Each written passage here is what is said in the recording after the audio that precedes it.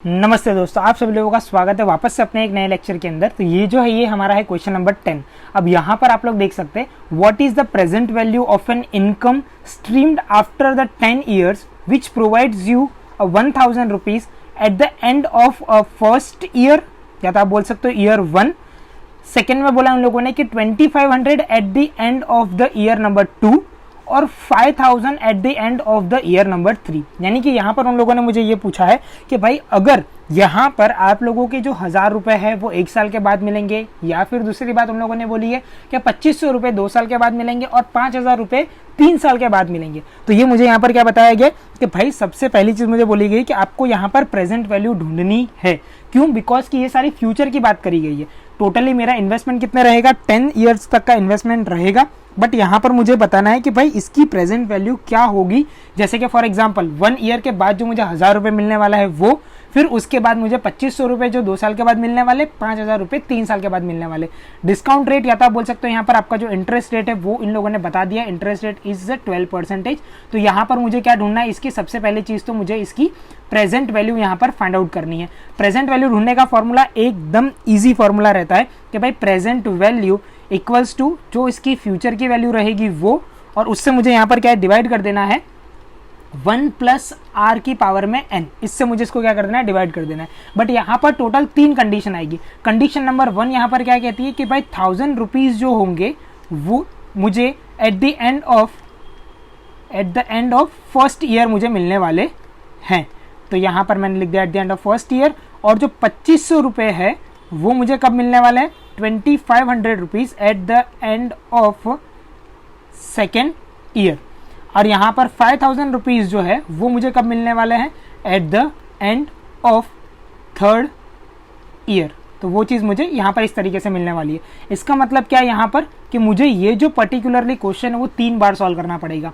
पहली मेरी first condition के हिसाब से, तो फर्स्ट कंडीशन में ऐसा कहना चाहते हैं कि भाई फ्यूचर में जो है वो आप लोगों को 1000 रुपये मिलने वाले हैं 1 साल के बाद, बट उसकी आज की वैल्यू कितनी होगी। तो यहाँ पर मैं 1 प्लस आर के अंदर यहाँ पे 12% था, 12 मतलब कितना होगा, 0.12 आ जाएगा यहाँ पे। तो यहाँ पर मैं लिख दूंगा 0.12 और उसकी पावर में यहाँ पर n है। n मेरा यानी यहाँ पर कितने नंबर्स ऑफ ईयर बोले गए थे मुझे, 10। या तो फिर आप यहाँ पर ये जो 10 है ये मेरा एक बेस बताया गया उन लोगों ने, बट यहाँ पर आप लोगों को ये जितने भी ईयर्स है ये सारे ईयर्स को कंसिडर करना है यहाँ पे। तो 1000 रुपीज जो है वो 1 साल के लिए रखे गए, तो यहाँ पर मेरा क्या आ जाएगा, ऊपर 1 आ जाएगा। तो जब मैं इस वैल्यू को सॉल्व करता हूँ यहाँ पे, मतलब कि 1000 डिवाइडेड बाय 1.12, तो मेरा यहाँ पर आंसर मुझे मिल जाएगा 892.86 अप्रोक्सीमेटली। सेकेंड नंबर पे अगर मैं बात करता हूँ यहाँ पे, तो सेकेंड नंबर पे मेरे को 2500 रुपीज़ मिलने वाले हैं और उसका इंटरेस्ट रेट भी सेम ही रहेगा 0.12। बट यहाँ पर ऊपर की जो वैल्यू है वो यहाँ पर n कितना हो जाएगा, 2 साल के बाद मिलने वाले। तो यहाँ पर मैं n में कितना लिख दूंगा, 2 लिख दूंगा। तो यानी कि यहाँ पर 1000 डिवाइडेड बाय, अब नीचे ये दोनों को प्लस करके इसका स्क्वायर कर देना, जो भी आंसर आएगा उसका स्क्वायर। तो यहाँ पर मुझे आंसर मिलेगा 1.2544। तो ये वैल्यू मुझे मिल गई यहाँ पर 1992।